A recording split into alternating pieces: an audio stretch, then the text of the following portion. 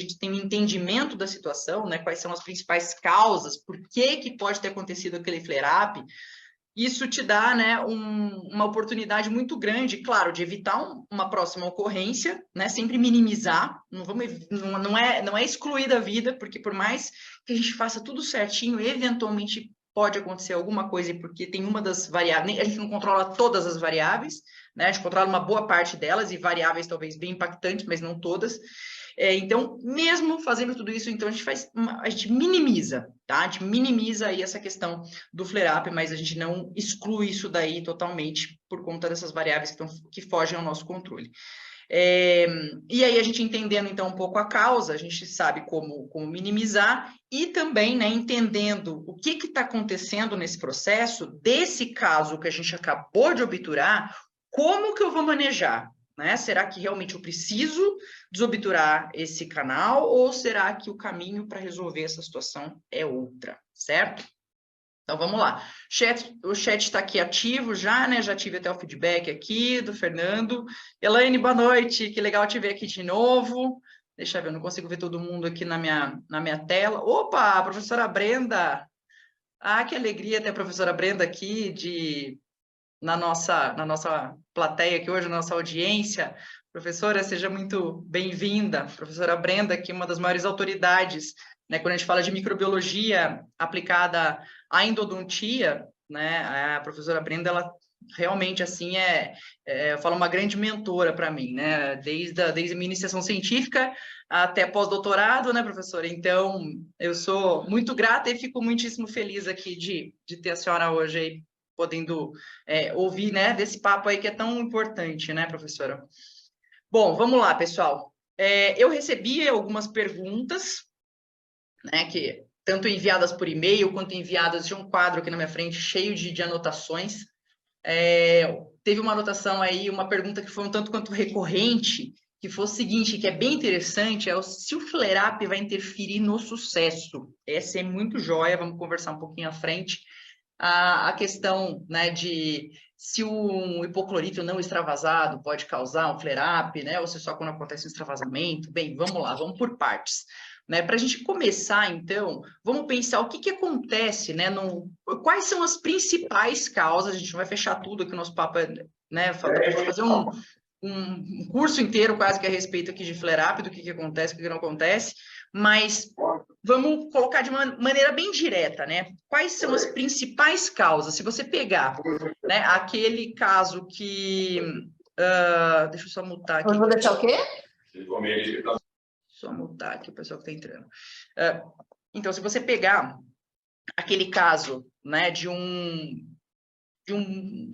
paciente que você acabou de atender, deu tudo certo e você não teve nenhuma intercorrência. Vamos pegar um exemplo de um central superior. Tá? Incisivo central superior não era canal calcificado, não era canal atrésico, não era curvatura, não tinha nenhuma complexidade anatômica e simplesmente depois o paciente teve flare-up, teve um inchaço, né?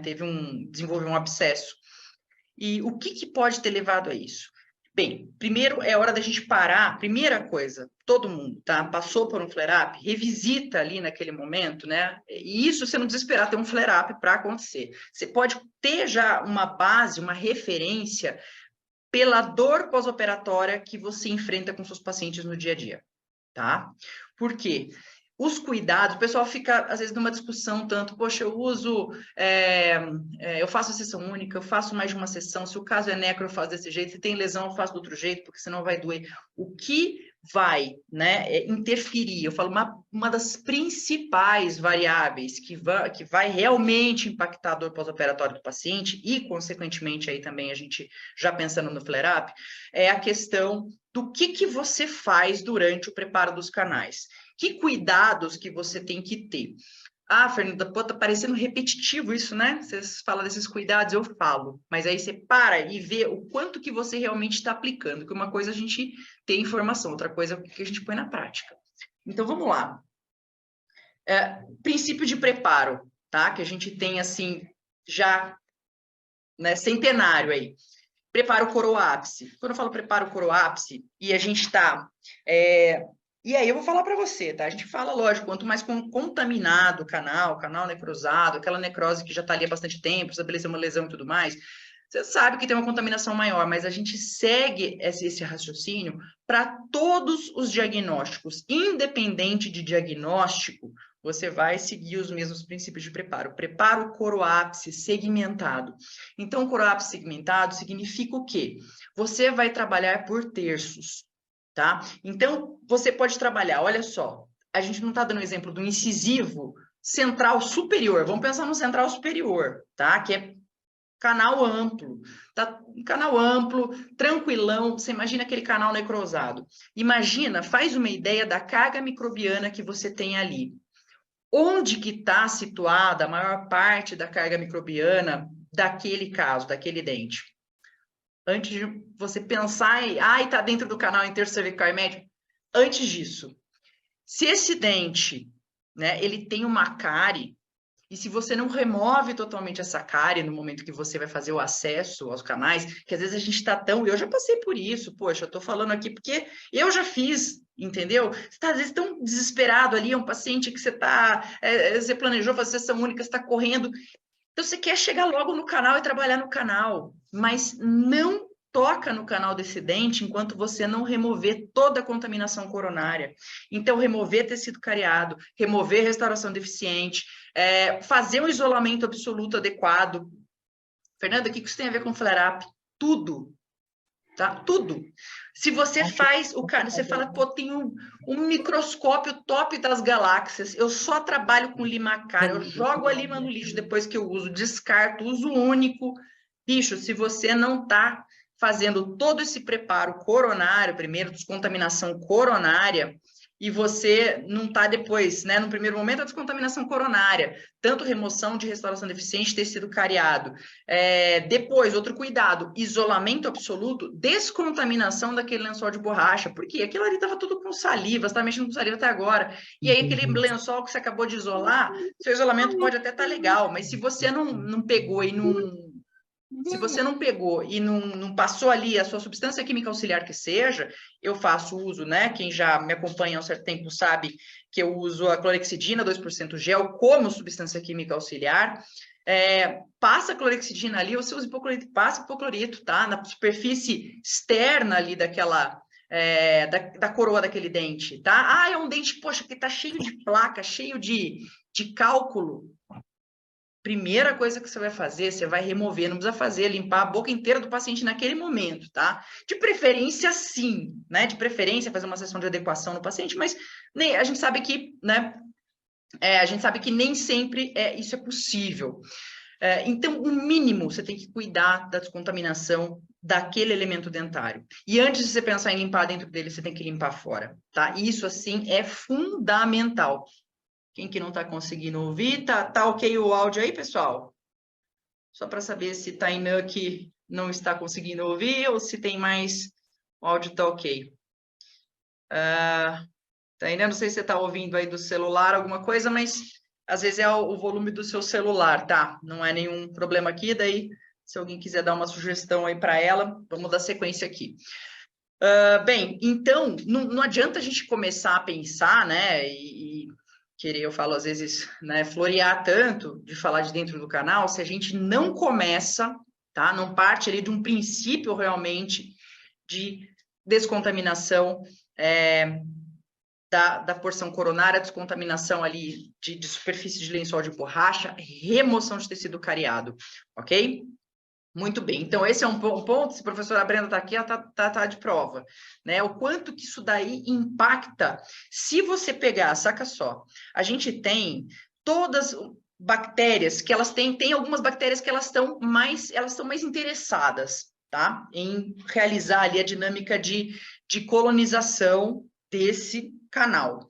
Se você pega, isso não é ali o que está, todo mundo que está na saliva não quer entrar, né? E não é todo mundo que está na saliva também que vai desenvolver, então, a dinâmica daquela colonização, daquela, né, desenvolvimento de doença pulpar, depois periapical, que a gente conhece, né, de uma maneira mais habitual, a gente está mais familiarizado. Se você enfiar alguma coisa ali que não era para estar ali, né, se você não fazer instrumentação, você não removeu o cárie, você mandou o cárie ali, ó, todo aquele monte, aquela carga microbiana absurda que você tem numa lesão de cárie, se você botou isso daí ali para dentro do conduto no momento de preparo, pela falta de você ter feito essa descontaminação prévia, aí eu vou falar para você que você está fadado a encarar uma situação de flare-up, tá? Então, quando a gente fala lá do preparo segmentar tudo mais, eu gosto de pensar, né?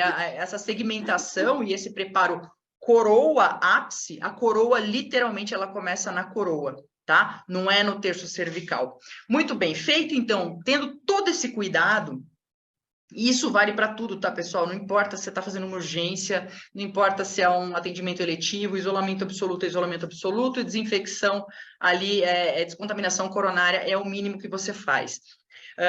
Show, Tainá, que você conseguiu. Legal.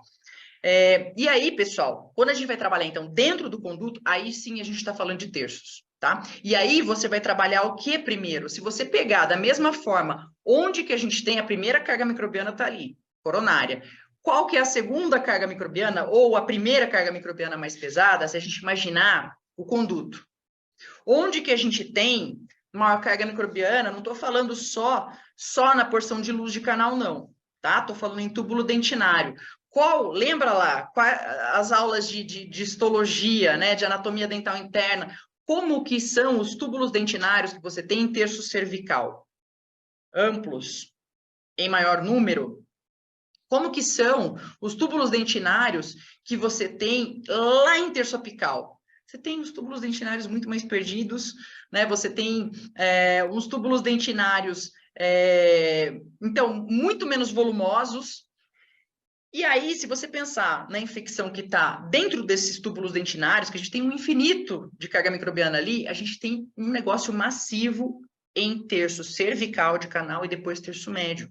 Por isso que se você pegar, né, olha só, por isso que a gente fala, às vezes numa urgência, paciente, poxa, eu estou fazendo de tudo para encaixar esse paciente aqui, atender uma urgência e só tem um tempo extremamente restrito. O que que eu faço? Não vai dar para eu descontaminar tudo de todos os canais. Falou que pelo menos se descontamina terço cervical e médio, tá? Tá falando no caso de necrose, às vezes uma pericementite, alguma coisa assim, você vai remover o grosso daquela carga microbiana, certo? Então, quando você tem esse cuidado, você remove primeiro todo aquele lixo mesmo que está ali, aquela contaminação absurda de terço cervical e médio, como com instrumentos e com substância química auxiliar e solução irrigadora, tá? Não é só com lima e não é só gotejando sua substância química auxiliar ali dentro ou no momento da irrigação, porque isso é importante, tá? Esse conceito aqui é o que eu já vou falar na sequência aí de um protocolo de irrigação. Irrigação não é só a substância química auxiliar, não. Se você não lança a mão, né, de um ótimo protocolo de irrigação, aí talvez esteja aí de novo, um dos maiores pontos que hoje já pode estar pautando a sensibilidade, o incômodo pós-operatório que o seu paciente tem no dia a dia, não chega a ser um flare-up, mas você tem sempre relatos de paciente, nossa, incomodou bem mesmo, nossa, realmente, doeu muito, tive que ficar tomando remédio, eu tomava remédio até antes de dar o horário do que você me falou, porque estava bem incômodo. Então, você começa a ver, se você não tem necessariamente casos de flare-up no dia a dia, que é aquele caso realmente bem agudo, que uma dor que você não controla com medicação e que você, às vezes, além de não controlar com medicação, às vezes você tem realmente, né, instalação ali de um abscesso. Se você não chega nisso, às vezes você passa perto disso e você pode nem estar tão consciente do que está acontecendo, tá? Então, para olhar, vê essa questão do preparo, você só vai chegar, eu sei que às vezes dá uma vontade, fala, putz, será que tá patente esse canal? Quero meter a lima logo lá no terço apical para ver se eu consigo uma patência. Se você faz isso daí, segura a ansiedade, tá? A última coisa que você pode pensar é no seu paciente, depois tendo um flare-up, assim, uma dor pós-operatória muito horrível, precisando de muita medicação, né? Ficando, te ligando, daí você vai falar, ai, tô só com dor de cabeça na endodontia, paciente me enchendo a paciência aqui, pô. Cara, rever o que você tá fazendo, né? A gente tem, vou falar aqui rapidamente, o que foge do nosso controle? Porque até agora a gente está falando de tudo que está totalmente no nosso controle. O que foge? Foge, sim, se existe algum detalhe muito peculiar, você fala, caramba, o que tem ali de contaminação dentro daquele dente, o combinado de bactérias que tem ali realmente deu certo ali, elas se encontraram, então tá um negócio ali altamente patogênico. Um tiquinho de nada ali, uma bactéria falou, pegou e saiu ali pela região periapical, foi extruída, né, uma quantidade, né, uma carga muito pequena, mas altamente patogênicas, né, a composição que foi formada ali, que realmente você pode ter uma resposta mais exacerbada. Tá? Então, existem algumas situações que estão mais predispostas a, e essa é uma delas, e você não tem como saber. Então, é sua obrigação, sim, como profissional, né, partir do pressuposto, né, que você não sabendo, você não conhece, você não é apresentado para cada bactéria que está ali, você não sabe quem que vai fazer o quê, né? Qual que é eu falo, qual que é a vizinhança que você tem ali? Então, você parte do pressuposto que, sim, existe algo extremamente patogênico aqui, e sim, todo caso eu tenho que minimizar ao máximo. Preparo o coroápice, descontaminei terço cervical e médio, fiz preparo ali, sempre preservando, chegando no máximo nesse momento, que uns 4, quando a gente fala de terço cervical e médio, uns 4 milímetros aquém, tá? Da região do comprimento aparente do dente. Porque nessa hora você não pode falar que é distância do forame porque você não fez odontometria. Odontometria eletrônica você faz com localizador e para usar localizador você tem que passar forame. Então, nessa hora eu não quero ninguém falando de comprimento real do canal. 4 milímetros, 3, 4 milímetros aquém do comprimento aparente do dente. Daí a importância também de você sempre fazer uma excelente radiografia inicial. Faz com posicionador, de preferência, para você ter a menor distorção possível, ter um comprimento aproximado melhor possível, porque às vezes uma matada, literalmente, uma matada de tempo ali numa radiografia inicial, aí você perdeu totalmente tua referência, e na hora que você acha que você está limpando o corpo de canal, você já está trabalhando em terço apical, aí, meu amigo, aí, minha amiga, aí vocês extravasam tudo que tem direito, e falam assim, caramba, fiz com todo, me dedico tanto, tudo mais, toda aquela história, e paciente com flare-up no pós-operatório, voltando com o rosto inchado lá, e vou falar, viu, não é fácil não, a hora que aquele paciente que você atendeu de véspera, você já entra, você já volta do almoço, você bate o olho na sala de espera, você já vê a cara daquela pessoa, que a pessoa, você não sabe que aquela cara dela, se ela tá com raiva de você, se ela tá assustada, se ela tá desapontada, ou tudo junto, né, mas é um olhar realmente ali que impacta, né, não tem como. Muito bem. E claro, né, outro fator que foge ao nosso controle é a resposta do organismo do paciente. Ok? Um mesmo estímulo para um organismo, ele pode resultar numa resposta X, né, inflamatória, e um mesmo estímulo pode dar 10x, certo? Então, isso daí foge. Claro, a gente pode considerar o quê, né? Pode não, a gente deve considerar sempre alguns fatores. Poxa, o paciente, eu sei que esse paciente aqui, ele tem alguns problemas de saúde, então o que esse paciente tem?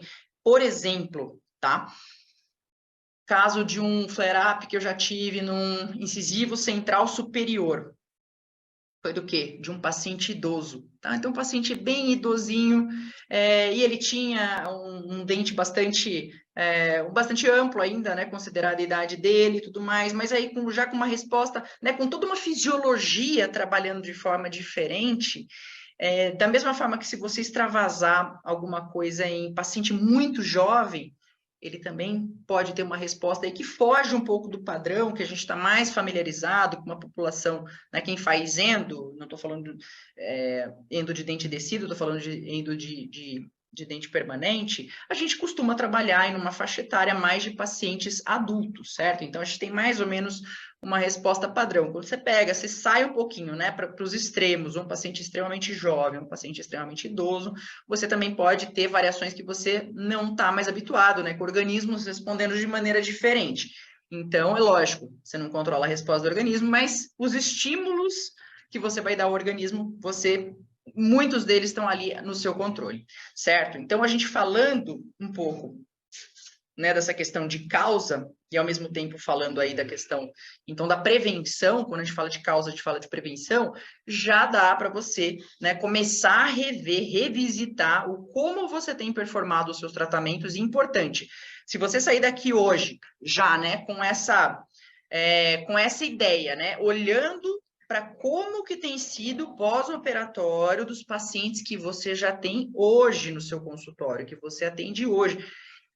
Pode ser que você fale para mim, Fernanda, eu não tenho muita ideia de como é que é esse pós-operatório. Pode. Eu também já não tive, não é desde sempre que eu acompanho que eu tenho follow-up dos meus pacientes. Né? Eu já trabalhei, eu trabalhava no Sindicato dos Metalúrgicos, aqui da minha cidade. Trabalhei 2 anos para poder pagar a minha especialização e tudo mais, e foi uma bela de uma escola para mim também, né? Tinha os desafios, uma estrutura mais enxuta, que eu tinha que me virar, tinha pouco tempo de atendimento, 45 minutos por paciente, aquela história toda, e lá eu não tinha, né, um controle ali de consultório, de ritmo de consultório, para falar, né, como é que está o pós de cada um desses pacientes. Pelo menos eu achava que eu não tinha na época. Hoje, olhando, eu falo, claro que eu tinha, né? Podia pedir ali para a secretária, tinha bastante secretária lá no odontológico, pedir para, né, no dia seguinte ali, pelo menos para alguns pacientes que eu suspeitasse, né, que pudesse ter uma dor pós-operatória mais intensa, eu poderia fazer essa consulta sim. Então, se você não tem essa referência, primeiro ponto, cria essa referência. Independente de onde você trabalhe, sempre dá, tá? Se você falar que não dá, não vai dar, mas se você falar dá, você vai arrumar um jeito de como fazer isso. Usa a sua imaginação, o dentista é ótimo usando imaginação, né, que engorgiando, então, é uma maravilha. E depois você pode até dar o feedback, compartilha sempre esses feedbacks, gente, que eu falo, tudo que eu proponho, às vezes, para vocês testarem, né? A ideia é a gente trazer coisa aqui com aplicação clínica mesmo. Eu falo para vocês testarem, me dá o feedback por algum lugar, tá? No Instagram, às vezes no Instagram se mandar um direct e não chegar, pode pegar em qualquer post lá, Fernanda, fiz isso, o resultado foi isso, né? Deu certo ou não deu certo, tô vendo que meus pacientes têm bastante dor, ou tô vendo que meus pacientes não têm nada de dor, né? Eles precisam de medicação, não precisam de medicação, né? Tomam muita medicação, só tomam uma medicação que eu já dou ali no pós-operatório. Clebson, obrigada aí por compartilhar, que seus pacientes geralmente relatam sensibilidade após.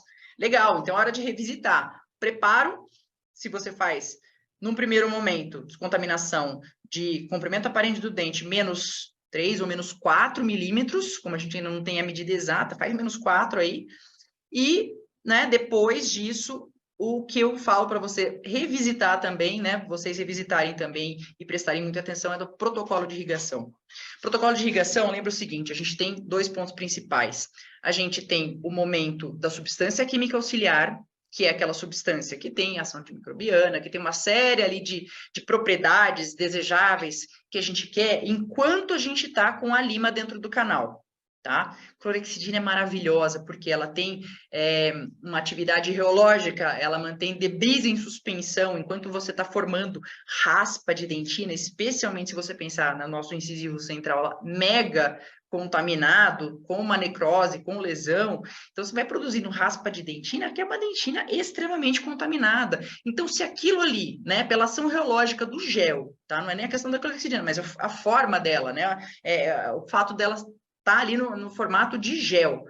Você mantém essas partículas em suspensão, aí, na hora que você faz a irrigação, isso daí vai tudo embora, né? O seu sugador vai tirar, assim, o máximo do máximo do máximo possível. Claro que um mínimo ainda vai ser extruído pelo periápice no momento do preparo, sim, tá? Mas é um mínimo.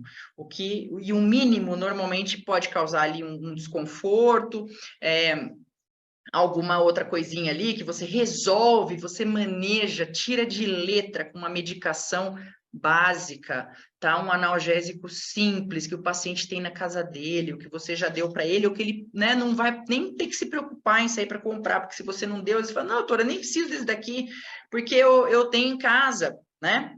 Eu tenho em casa. Isso, então, a substância química auxiliar é o que está dentro do conduto no momento em que você está fazendo uso de instrumento. Tá? Claro, você vai falar para mim que você usa hipoclorito. Hipoclorito tem diferentes concentrações, né? Para a gente ter ali uma ação antimicrobiana, você fala, tem que, né, desejar pelo menos um 2,5%, pelo menos. Tudo bem, você tem um 2.000%, se extravasar, acaba sendo uma substância mais tóxica, sim. Se a gente pensa, se extravasar, não é muito se extravasar. Por quê? Porque se você faz a limpeza de todo o conduto, de todo o canal, até a região de forame, que é o adequado a ser feito, e para você conseguir limpar a região de forame, você vai ter que ultrapassar um pouco o forame, por quê? Vocês já notaram que a ponta do instrumento, a ponta mesmo, né, ela é inativa, a ponta de uma lima. Então, ela vai para ter o corte, né, para ela poder fazer a limpeza de alguma coisa, ela tem que passar um pouquinho daquilo. Tá? Então, ela passa um pouco do forame. E aí, se você está ultrapassando e você desobstruiu aquele forame e você está usando hipoclorito de sódio, ele vai, sim, ele tem a tendência, né, de destruir, sim, e essa extrusão, dependendo da concentração desse hipoclorito, do volume que foi extruído e da sensibilidade do paciente ao hipoclorito, aí você realmente pode ter um caso, né, de uma dor pós-operatória, sim, um paciente com dor pós-operatória, né, um pouco mais incômoda. Ainda assim, se não for um extravasamento mesmo da solução, como? Se você usa hipoclorito de sódio como substância química auxiliar, ou seja, é um extravasamento que ocorre só na hora que você preenche o canal com hipoclorito e aí você faz o seu preparo ali. E depois que você usa a lima, entre as trocas de lima, eu estou considerando que você não usa hipoclorito. Estou considerando que daí você usa o quê? Soro fisiológico. Tá? Porque o que é daí esse segundo momento do protocolo de irrigação? É a hora que você precisa de uma ação mecânica, é lavar. Sabe quando você está fazendo uma faxina, alguma coisa, você precisa lavar, você precisa jogar água, né? E você precisa de alguma pressão naquela água. Pressão é diferente de travamento de agulha em canal. Jamais travar agulha em canal, certo? Jamais. Mas você tem que exercer alguma pressão. E você tem que ter um volume de lavagem. Ou seja, pensa só, você, né? Pensa de qualquer coisa que você está lavando na vida. Né? Você colocou ali o seu sabonete, você colocou o seu sabão, você colocou qualquer coisa ali que era o que você queria para limpar. Né? E aí você vai remover aquilo ali, com toda aquela sujidade, né? Com a sua esponja que você colocou. Você vai só gotejar a água ali em cima? Você não goteja, você lava, né? E aí, se você tá com aquele forame já mais limpo e tudo mais, e você vai lavar, fazer essa lavagem entre as trocas de instrumento num volume grande e com um pouco de pressão. Se você vai fazer isso com hipoclorito de sódio, aí você corre um risco muito grande de ter acidente com hipoclorito, tá? Não é nem questão de um flare-up, mas é um acidente com hipoclorito, certo? Se você tá com gel e você faz essa irrigação entre as trocas de lima com soro fisiológico, e eu vi que tem uma pergunta aqui a respeito de água destilada.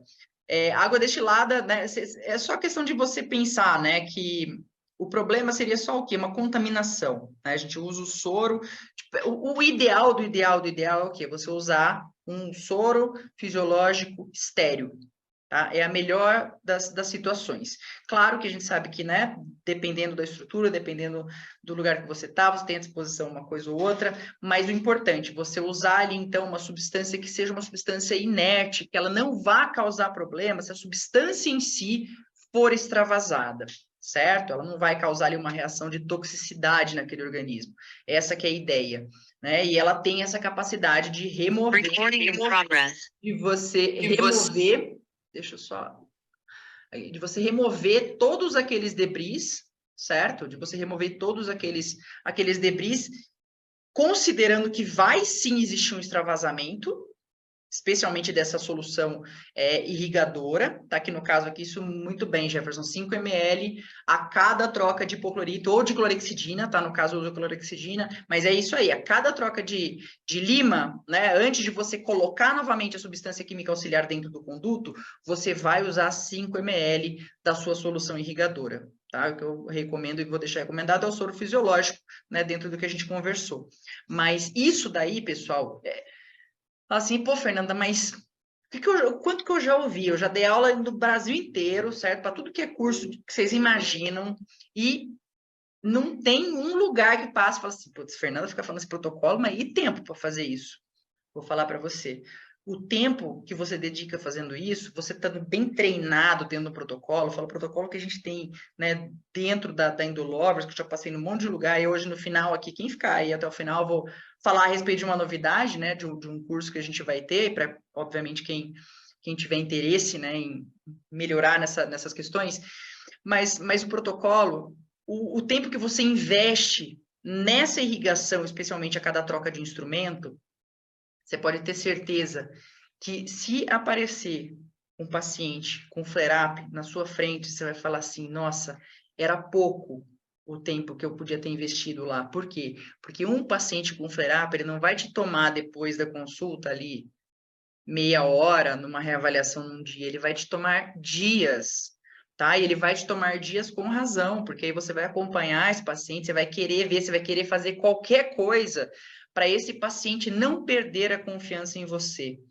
E se você pensar ainda num custo indireto, às vezes dessa matada de irrigação entre as trocas de instrumento, isso a gente está falando, né, em um paciente que já é horrível você pensar que aquele paciente não precisava ter passado por aquela situação e nem você, porque isso abala, pode falar o que for, abala a nossa confiança na gente mesma, a gente fica um monte de receio depois e a gente fica com aquela síndrome, sabe?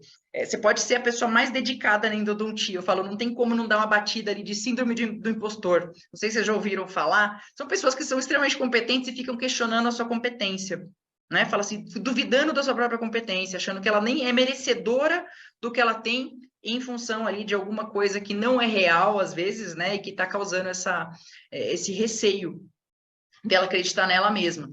E essa questão toda de insegurança, gente, dentro do consultório, isso é horrível, isso reverbera de tantos lados. Por exemplo, se você não tem...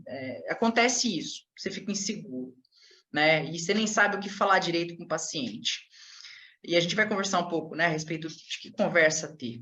Você não sabe nem o que falar direito com o paciente, aí você fica chateado. Cara, nos próximos atendimentos, fala assim, desde a sua postura corporal, seu estado interno, né, o que você começou ali de diálogo interno com você, muda, né? Pode mudar. E aí, isso pode te levar cada vez mais numa descendente ali para um fundo de poço. Você começa, eu vou falar o que eu já passei, tá? Eu comecei a questionar se eu valia tudo aquilo que eu estava cobrando na época, por exemplo. Que a primeira, pelo menos, uma das primeiras coisas que vem ali, você fala, cara, vou passar o valor para o próximo paciente. Você já fala, caramba, e aí, que valor que eu passo? Aí você já acha que você não sabe se você está cobrando aquilo, você queria, por um lado você sabe que aquela tabela ainda está baixa, você precisaria aumentar por custo, por questão de cálculo, de hora clínica, de tudo mais, mas te falta o quê? Coragem, te falta segurança, te falta autoconfiança para mudar aquela situação. E aí você fica naquela tabela, né? E mal tendo coragem de manter aquela tabela que você já tem, e aquilo vai te gerando daí uma insegurança, assim, aquela questão do não merecimento, né? Tudo junto, fala assim, haja assunto para terapia, entendeu?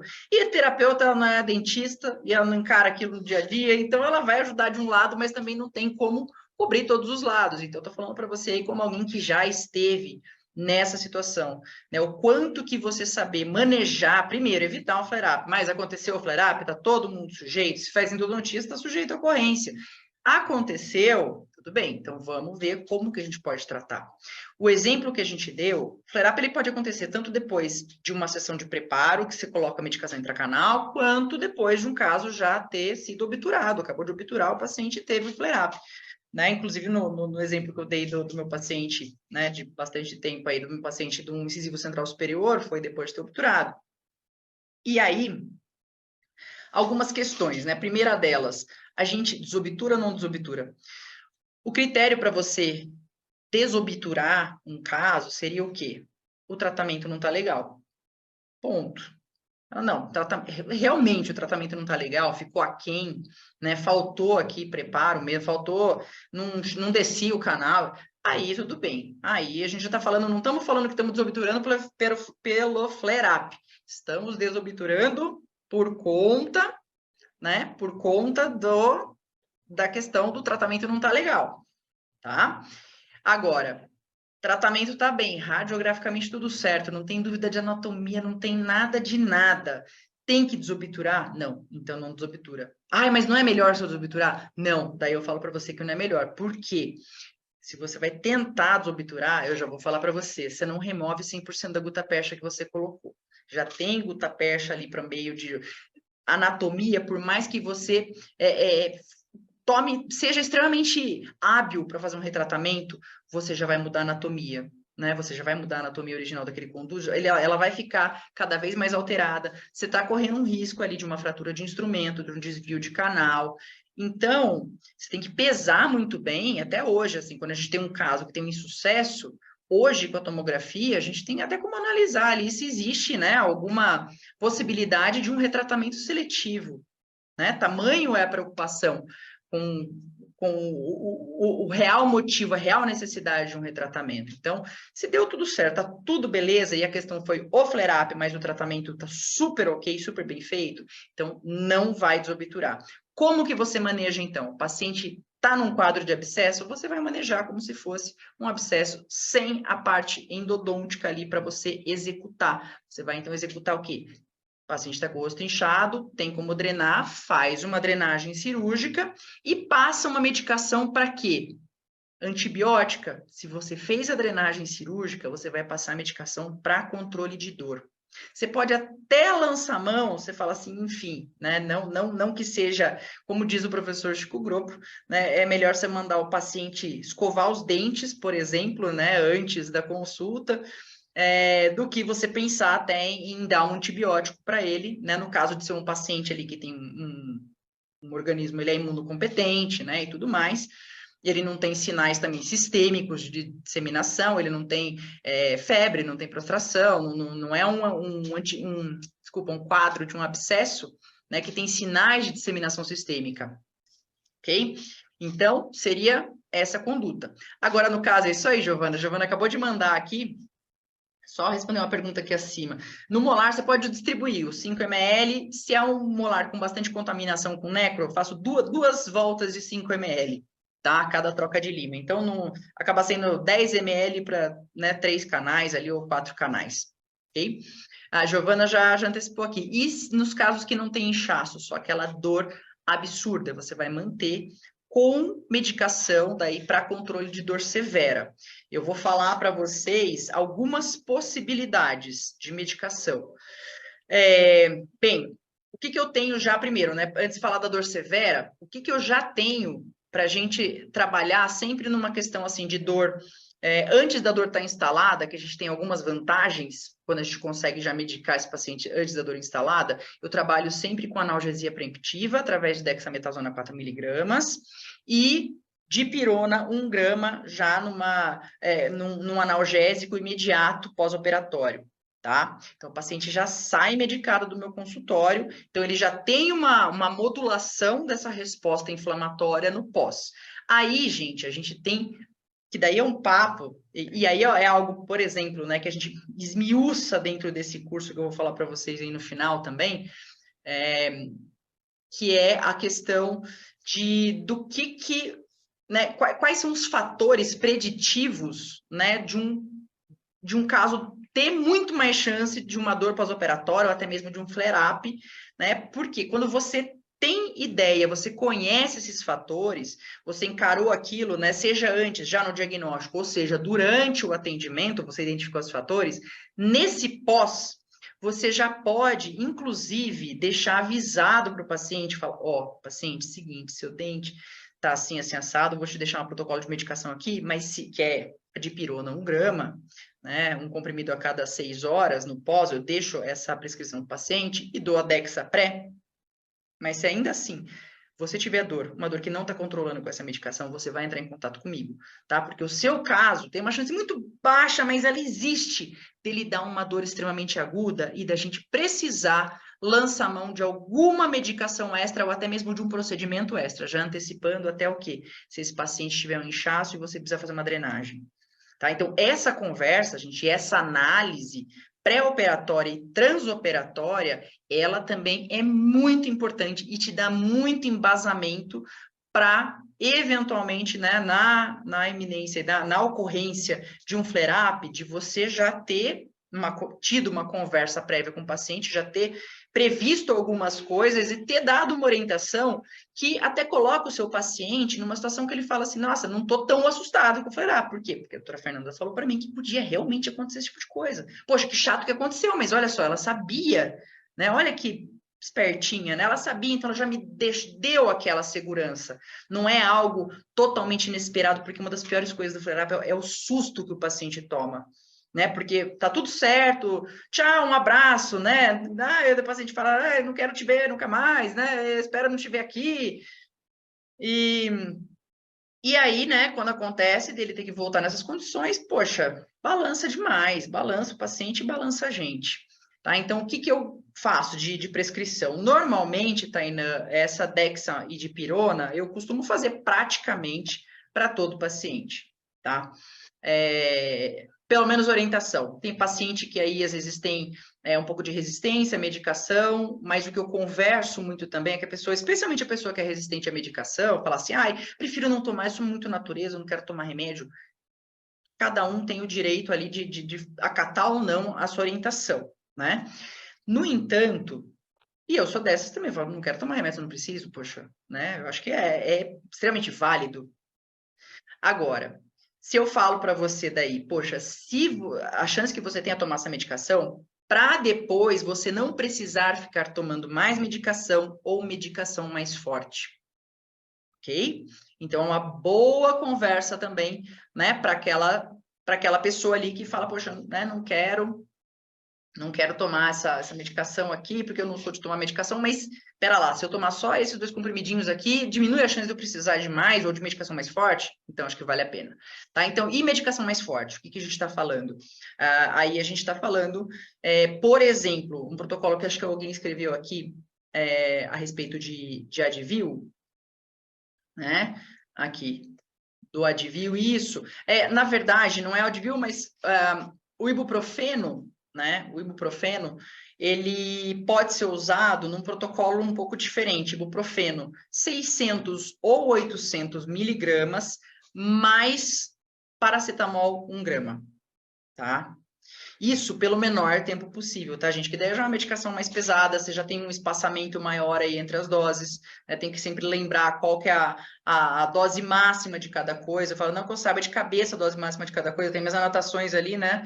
Da Indolovers, que eu ali de colinha, né? no consultório também, porque daí você bate o olho ali, pô, beleza, dose máxima, então eu quero dividir em doses de 800 miligramas ou de 600 miligramas, aí eu vejo quantas vezes por dia que eu posso dar, né? Qual é o intervalo mínimo que eu tenho que respeitar. Então, seria o ibuprofeno, que a gente pode dar 600 ou 800 juntos, né? Ao mesmo tempo que o Tilenol,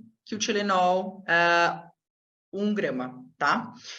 E aí, de medicação, outra opção, com certeza, seria uma outra opção aqui que o João Paulo colocou, que é o Tilex, tá? Mas eu assisti até recente, né, o professor de farmacologia, né, um canadense, lá da Universidade de Toronto, falando a respeito, né, da eficácia de alguns protocolos de medicação para dor severa pós-operatória.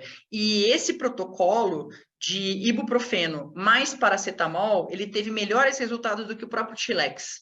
Tá? E aí é legal, por quê? Porque o Tilex, né, ele é opioide ali, então você tem alguns efeitos colaterais que não são legais, né, relatado pela maioria dos pacientes. O paciente fica meio prostradão, poxa, nossa, eu não tomo Tilex assim, né, eu sou uma pessoa que eu não gosto de tomar Tilex por nada, porque não me deixa legal, me deixa às vezes meio enjoada, meio prostrada. Então, o protocolo com ibuprofeno mais paracetamol acaba sendo mais interessante, né? Lógico, às vezes tem alguma particularidade do paciente, você vai ajustar, se necessário, você vai falar com o médico, a gente não é obrigado a saber todas as restrições medicamentosas de pacientes que têm problemas de saúde mais específicos, tá? Então, esse contato com o médico é algo bem importante e a gente tem, né, eu falo, a gente tem toda a liberdade aí, tem que ter toda a liberdade de poder entrar em contato com um colega aí da área de saúde, certo? Então, outra possibilidade, né, especialmente aquele paciente, porque assim, gente, o flare-up costuma dar uma dor, flare-up mesmo, e sem ter inchado ainda, uma dor realmente alucinante. Outra possibilidade, nesse caso, é você lançar mão de um corticoide injetável, tá? Então, pode ser diprospan, uma ampola intramuscular. Então, isso daí também ajuda bastante. Você pode dar esse corticoide, daí associado, né, com uma medicação analgésica mesmo. Se você faz essa injeção do diprospan, pode colocar, por exemplo, dipirona 1 grama, tá? Mas muitos casos onde o paciente tem uma dor muito alucinante, sem inchaço, você pode contar que aquele caso tem uma boa chance do dente inchar. Então, o paciente está com aquela dor alucinante, sem inchaço, já avisa para ele que pode inchar. Ok? Porque daí você avisou, já acontece o quê? O paciente já não vai tomar mais um outro susto. Ele já está assustado com a dor, mas ainda não inchou. Você já avisou do inchaço, você fala, isso aqui é um processo, né? E tem outra coisa, gente. A gente está falando de um flare-up, de uma coisa que não existia ali, aí existiu por N fatores aqui, mas existem casos que você fala assim, pô, aquele paciente ele já está no desenvolvimento de um abscesso ali, sabe? Ele já está ali, tá num ponto da infecção muito, eu falo assim, muito Lady Murphy que você pega, já chegou, eu tive já um caso de uma paciente que ela chegou com abscesso intraósseo e no decorrer ali da consulta, o dente dela começou a inchar, o rosto dela começou a inchar, ou seja, ela estava passando, né, da fase ali de um abscesso intraósseo para um subperiósseo. Então, por isso que é muito importante a gente saber fazer a análise do paciente pré-operatória e transoperatória, tá? Para daí no pós a gente ter muito mais segurança, certo? De como manejar, de como dar as orientações. Vamos ver, tem outra pergunta aqui a respeito de dor pós, né? De medicação pós-imediata. Pô, esqueci de dar a Dexa antes. A gente tem trabalho aí, você pode dar imediato pós, vai funcionar da mesma forma, tá? Ele funciona ainda ali como uma analgesia preemptiva, certo? Então, mas a gente saber fazer essa análise pré e transoperatória, isso aí muda o seu posicionamento, a sua postura como profissional, né? E o quanto que você tem daí de credibilidade junto ao paciente, né? Mesmo na ocorrência de um flare-up. Aconteceu flare-up, o paciente ele não vai ter aquele balanço, né? Falar, putz, o que aconteceu de errado? Não, peraí, toda a conversa que a gente teve até agora, às vezes eu comecei essa minha conversa, né? A gente já falou aqui de causa, de como prevenir, de tratamento, de como manejar, e a conversa, a melhor conversa que você pode ter com o paciente é o quê? Já na análise pré-operatória. Na análise pré-operatória, a gente está falando não só de flare-ups, mas daquele caso de dor pós mais incômoda, especialmente quem tem bastante caso de dor pós, né? Analisar tudo isso daí é algo que a gente esmiuça de cabo a rabo aí, ó, desde o pré, né? Desde a história, desde o que veio antes da dor daquele dente. Isso tudo vai ajudar a gente ter a conversa final ali na hora de dispensar o paciente, ou até mesmo, né, na hora de começar a ligar os pontos. Opa, o que está acontecendo aqui é isso. Então, olha só, paciente, eu já vou te antecipar que, né, pode ser que isso não é no sentido de jamais. A gente tem que saber dosar também muito bem como conduzir isso daí para não assustar o paciente. Senão você fala, o paciente tem um treco ali na cadeira de tão nervoso que ele ficou, e não é a intenção. Né? É a gente pegar e saber como manejar essa conversa, né? No sentido de trazer clareza para o paciente, né? A respeito do que está acontecendo e do que isso pode trazer para ele no pós-operatório, mas também trazendo bastante segurança, né? De tá fazendo, olha, a gente vai fazer o que tem que ser feito e tá tudo certo, tipo, não tem nada de erro nisso e você vai estar sempre com suporte, e não é porque tem maior chance de doer depois que você vai sofrer, isso é importante. E aí cabe a você, cuidado de cada detalhe, porque tem a chance dele doer depois? Tem. Cabe a você não fazer esse doer depois ser um sofrimento para o seu paciente, tá? E é isso, pessoal, se você pensar quando a gente fala, né, de controle de dor, que eu vou abrir aqui para vocês, né? Deixa eu só ver aqui alguma dúvida a mais. Giovana, mesmo sem inchaço com dor, sabendo que o paciente pode inchar e não passa antibiótico, não vai ser o antibiótico, não dá nem tempo do antibiótico pensar em fazer alguma coisa, tá? Vai, se tiver que inchar, ele tá com aquela dor absurda, se tiver que inchar, ele vai inchar naquele momento, e o melhor que pode acontecer se ele inchar é fazer a drenagem, certo? Realmente o mais é o mais previsível. Lógico, poxa, não dá para fazer isso de forma alguma, você pode passar um antibiótico, tá? Inclusive, né, se for passar um antibiótico, nada de inventar muita história, gente, vamos pegar a primeira escolha, amoxicilina, ok? E essa dor de flare-up, ela vai durar aí de uma forma, né, um negócio mais agudo, um processo mais agudo aí, 24 horas, terrível, 48 horas, no máximo 72, então 2, 3 dias ali que realmente, quantos dias que isso dura? Normalmente 2, 3 dias bem chatos, que o paciente fica numa situação ali bem traumática, né? Com uma dor ali de difícil controle, de difícil manejo no dia a dia dele, porque é uma dor, costuma ser uma dor constante, não é uma dor que a hora que ele vai morder, a hora que ele vai mexer, a gente está falando de uma dor mesmo ali incessante, ok? E o antibiótico, né? Quando que passa o antibiótico, passaria o antibiótico da mesma forma que eu passaria antibiótico para um caso de abscesso. Quando? Quando o paciente tem sinais de disseminação sistêmica dessa infecção, tá? Caso contrário, não. Especialmente se a gente pensar, é isso, João Paulo, bisturilina. É o próprio, né? Bisturilina. Passa o bisturi ali, melhor situação possível, medicação para controle de dor e fechou. E quando a gente... Deixa eu só dar uma passada aqui nas dúvidas, se tem alguma coisa... Tá. Ok.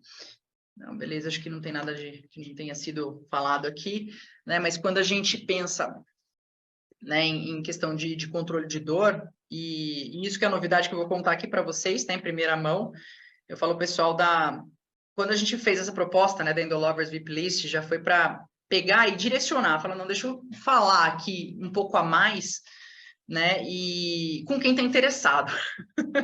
Porque eu faço com o maior prazer, com o maior gosto, com a maior dedicação e carinho do mundo mesmo, tudo que eu coloco lá nas redes sociais, né? E quem me conhece mais de perto aqui sabe.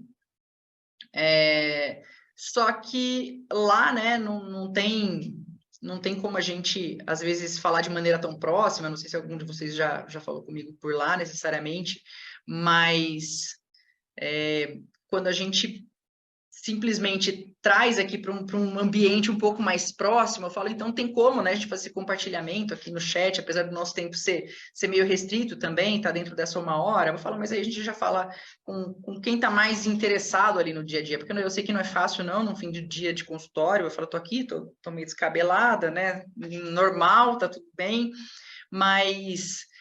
quem é mais tá interessado, né, e puxa muito a responsabilidade para si, por quê? Eu torto de direito, escuto, né, a conversa, pô, o paciente não dá valor, o paciente é difícil, então paciente dá dor de cabeça, pô, fica reclamando. Cara, a gente tem que pensar assim, né, se eu ficar só reclamando, né, do paciente, o paciente não dá valor, o paciente não acha caro o que eu cobro, ou enfim, eu tive o receio de cobrar do paciente, ou eu não tenho paciente particular, fico com medo de sair do convênio, e enfim, 1000 questões envolvidas. Por quê? Porque às vezes a gente coloca muito a responsabilidade, assim, e o fatalismo das coisas, né, na mão do outro. E vocês viram aqui hoje, por exemplo, né, falando só do flare-up, que é um caso realmente uma baita de uma saia justa no consultório, mas do quanto da ocorrência desse flare-up que depende da gente, né, o quanto de responsabilidade que está nas nossas mãos. E o quanto que dá para a gente manejar, até aquele caso que aconteceu por algum motivo que não estava aqui na minha mão, mas o que estava na minha mão era o que? A conversa com o paciente, era identificar os fatores que estavam ali mais propícios à ocorrência desse flare-up, já ter conversado com o paciente antes, então a hora que aconteceu, ele não está duvidando de mim, ele está acreditando em mim mais do que nunca. Né? E essa credibilidade, a credibilidade que faz o meu paciente fazer o quê? Me indicar outro paciente. Teve um caso curioso esses dias, eu fui atender uma paciente, e também num caso assim agudo, era uma pericementite e tudo mais, de um dente 16, irmã de uma dentista, né? De uma indicadora minha. E aí ela chegou, ela assim, ai menina, então, e ela, enfim, bastante falante, né? E daí ela falou assim, eu preciso te contar uma coisa, você nem sabe, porque né, minha irmã falou que eu tinha que fazer esse canal, aí ela me indicou você e não sei o quê, e aí eu tava conversando, almoçando com uma amiga minha, e a minha amiga falou assim, não, pelo amor de Deus, você tem que ir na minha dentista fazer esse canal aí, porque a minha dentista é maravilhosa. Eu dormi fazendo o canal, morria de medo, eu dormi fazendo o canal com ela. E aí ela ficou conversando com a amiga e tudo mais. Ela falou assim: não, e você não sabe. Daí eu falei assim: não, mas eu vou na dentista que a minha irmã falou, porque minha irmã é dentista e ela manda para todo mundo, ela mesma já passou, né, com essa dentista aí. Enfim. Daí ela falou: tá bom, para amiga dela, me passa o contato da sua, que de repente eu vou ver com a minha irmã se pode ser. A hora que ela passou o contato, que era eu também. Então, as duas, falei, né? E isso acontece mesmo. Na minha cidade, ela não é gigantesca, aí, mas sei lá, 500 mil habitantes. Então, você fala assim, você começa a coincidir já nas indicações, não é à toa, né? E não é porque você é legal com o indicador, com todo mundo, e não é porque você tem o consultório das top das galáxias, né? Com um microscópio que fala e que faz quase que a endo sozinha, né? Mas é pelo quê? É pela experiência que o seu paciente tem. Tá? Eu falo pelo controle de dor, mas por controle de dor eu não estou falando aqui não estou falando de anestesia, não estou falando da dipirona que você dá após, não. Controle de dor é um negócio que a gente começa, gente, na hora que a gente acorda, né? A gente acorda, acho que todo mundo passa por um momento ali de diálogo interno, né? E a hora que a gente sai da cama, antes da gente chegar no consultório, ali que a gente já começa a trabalhar nosso controle de dor, tá? Independente do paciente que a gente vai atender. Independente, é ali que a gente começa. Porque o nosso posicionamento, né, a nossa postura profissional, especialmente diante da hora que o calo aperta, nos momentos que o bicho pega, né, a postura que a gente tem ali, isso diferencia. Né? Cada um sabe o quanto está disposto, né, também a melhorar e o quanto acredita que precise mesmo melhorar.